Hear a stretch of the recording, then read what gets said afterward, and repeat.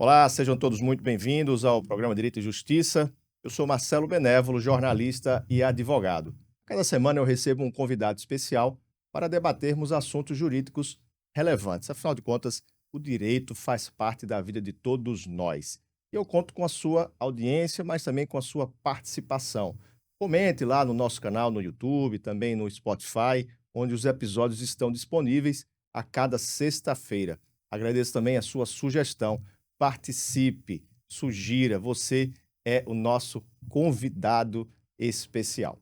No programa de hoje eu recebo a minha colega, a advogada, doutora Lívia Costa. Vamos falar sobre um assunto muito atual que tem dado muita polêmica e deixado os usuários do SUS e também de planos de saúde preocupados.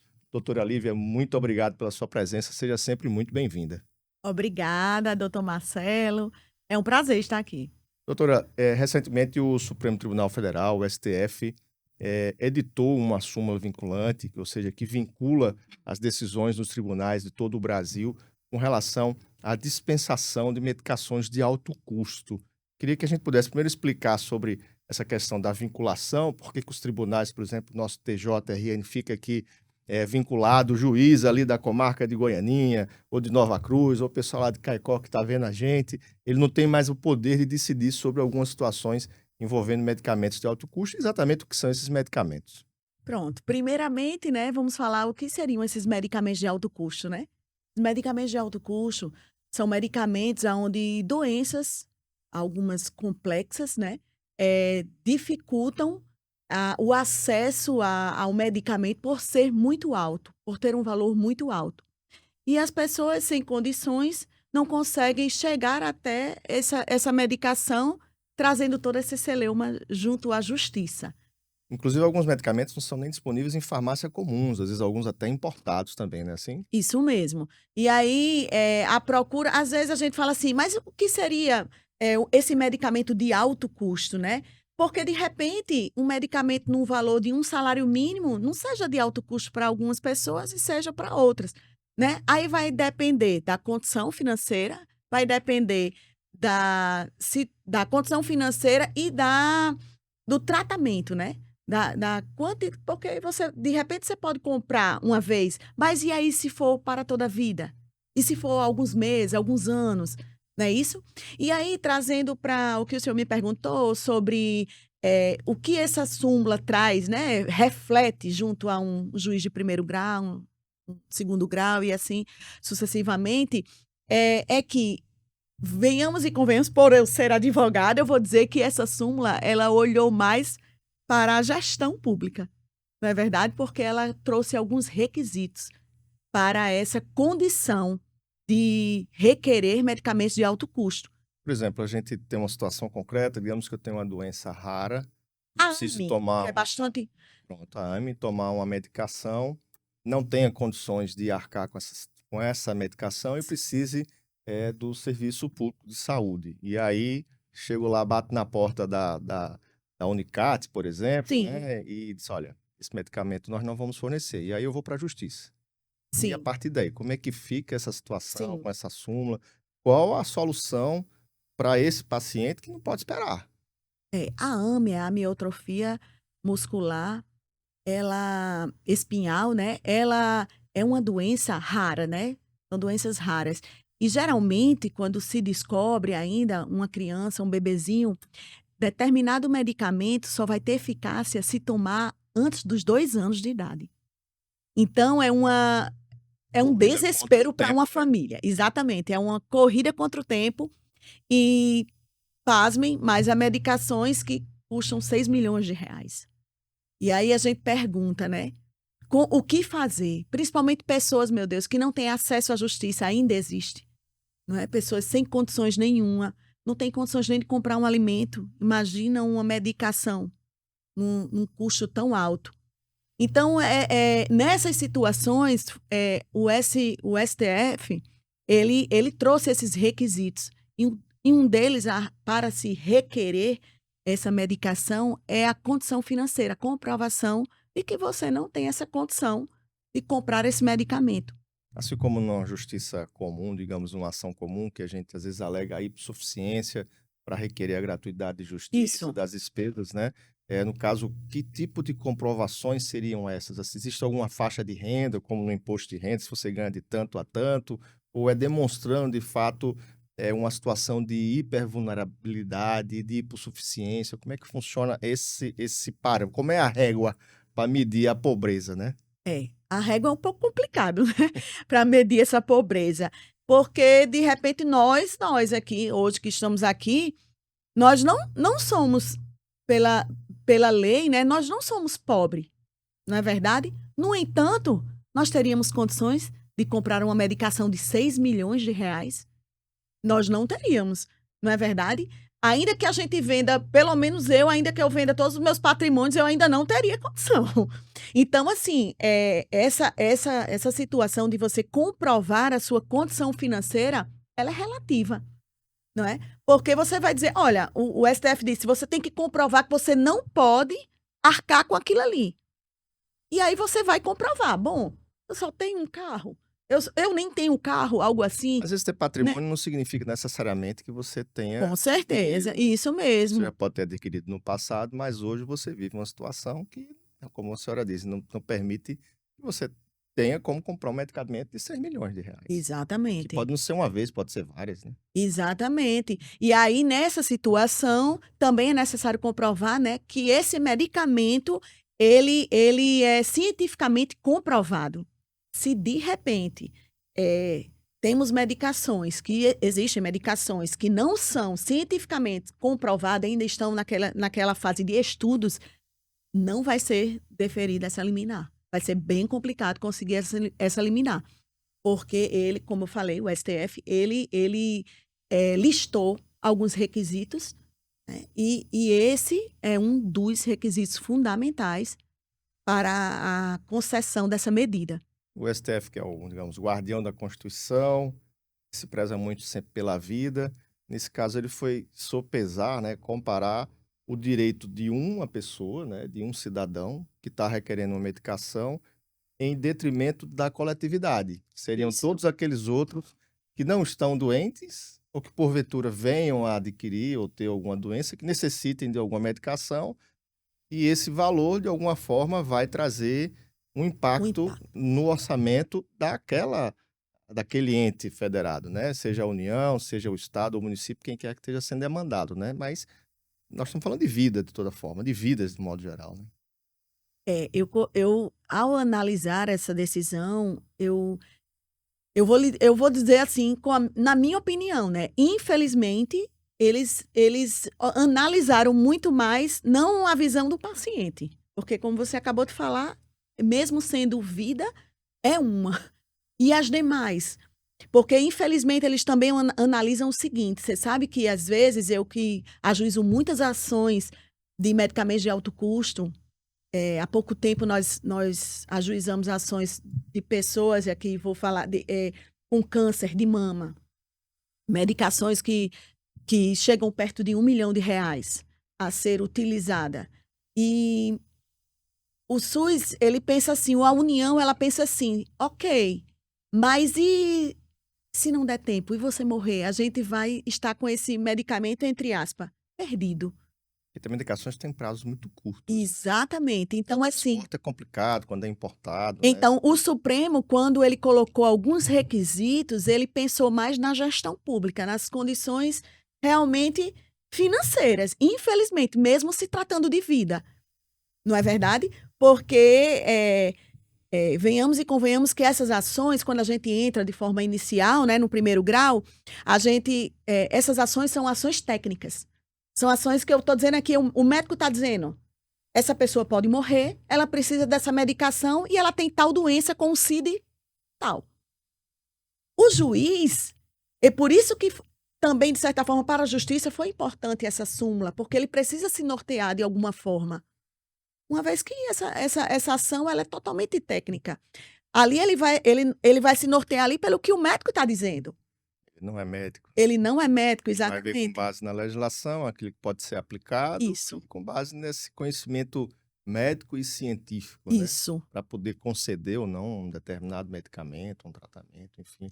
A senhora tem casos em andamento que, de repente, acabaram travados em função dessa decisão? Como é que você está lidando isso lá no escritório? Como é que a gente pode orientar o pessoal que está assistindo a gente, que de repente tem essa situação de uma doença rara, que precisa de uma medicação de alto Sim. custo? Sim, nós temos casos, inclusive, quando o ente vem informando o seguinte: olha, não está registrado, está registrado na Anvisa, mas não está na lista do SUS. Né? A justificativa deles é sempre essa. Mas aí o próprio STF disse: olha, se tiver registrado na Anvisa, é possível, desde que tenha comprovação científica.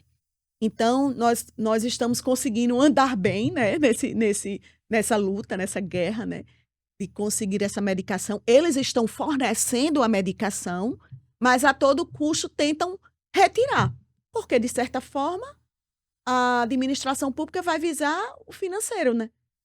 É um custo muito alto para uma só pessoa.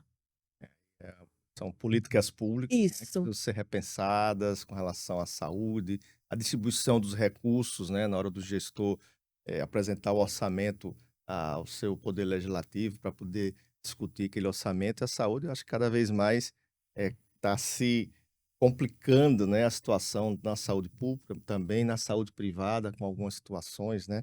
Essa decisão do Supremo, ela envolve também os planos de saúde, os operadores de saúde, com relação na dispensação dessas medicações, ou isso aí já é visto de uma outra forma? A empresa privada, ela pode. de certa forma, ela também vai trazer repercussão na saúde suplementar, né? Porque a saúde suplementar vem com a mesma justificativa. Olha, não está aqui na ANS, né? Não está aqui regulamentado, não está aqui descrita essa medicação na Agência Nacional de Saúde. Mas aí a gente vem com aquela mesma história, né? Mas está registrado na Anvisa. Existem comprovações científicas. Então, de certa forma, nós também utilizamos para dizer o seguinte: olha, se o SUS está dando, porque se o STF reconhece, né, uma vez que está registrado na Anvisa, uma vez que você não tem certa condição, já paga um plano de saúde, né? E tem comprovação científica, então, de certa forma, essa súmula também ajuda a saúde suplementar em relação a essa questão de medicamentos de alto custo. Eu vejo muito na saúde suplementar, né, as justificativas sempre do equilíbrio contratual, do equilíbrio financeiro, né, o risco da empresa privada, digamos assim, ó, vai quebrar, né, se tiver que custear determinado medicamento, mas eu penso muito que isso vai refletir no reajuste cada vez maior dos planos de saúde, dos seguros de saúde, cada vez mais caros, né, Isso. para o usuário, cada vez mais distante da população de um modo geral. Quem tem uma condiçãozinha melhor paga o plano, quem não tem fica no SUS. Mas no fim a gente está, se correr o bicho pega, se ficar o bicho come, quer dizer, no SUS está com problema, no plano de saúde também não está fácil e no fim o cidadão, né, está no meio desse, desse tiroteio aí, né, com dificuldade de sobreviver às vezes, né? É verdade. Infelizmente, né, a saúde suplementar, um plano de saúde é o quê? É uma empresa e precisa ter lucro. No entanto, elas têm bastante lucros, mas cada vez elas querem ter mais lucros ainda. Não é verdade? E é essa a argumentação que eles gostam de trazer ao judiciário, né? Eles gostam de dizer: olha, o faturamento do plano de saúde tá só isso aqui, mas na realidade, esses planos de saúde, eles faturam milhões. Então, essa justificativa é apenas a justificativa de um empresário que cada vez mais quer ter mais lucro. Você tem enfrentado embates aí com relação também a planos de saúde, com Sim, relação a sem dúvida. medicações, por exemplo? Sim, sim. A gente também tem a gente é a juíza em todo o Brasil e recentemente a gente tem aqui casos na Paraíba, né, contra uma determinada operadora que chegou até lá o STJ para não custear essa medicação de alto custo. É em algum caso também de doença rara ou Câncer de mama. E assim, algum tratamento novo, uma medicação nova? sim, mas que tinha comprovação já científica. Era novo, é, um pouco novo, né? Porque se já tem comprovação, não é tão novo assim, né? Mas é um tratamento mais novo e o plano de saúde está chegando até o STJ, mas a gente já teve a decisão, não foi favorável ao plano, e conseguimos aí, mais esse embate aí, conseguir superar isso e ver essa paciente, né, se recuperando cada vez mais. Eu penso muito, a vida, ela é finita, né? A vida na sua finitude. Mas a medicina, a ciência, não é? A tecnologia aliada vai transformando a vida com um sentido de uma longevidade cada vez maior, né? Embora a vida seja finita, eu penso que as possibilidades de manutenção da vida e de uma boa qualidade de vida estão se tornando cada vez mais infinitas. Hoje, eu Sim. acho que nesse momento está saindo uma nova medicação, um médico está descobrindo uma nova metodologia, um novo procedimento, né? E a gente fica esbarrando nessas discussões. Ah, por que não está na lista? Está na lista, mas você pode É verdade. flexibilizar. Quando eu vejo que o tratamento da saúde para a nossa vida está cada vez mais complexo e mais diverso e com cada vez mais possibilidades, né?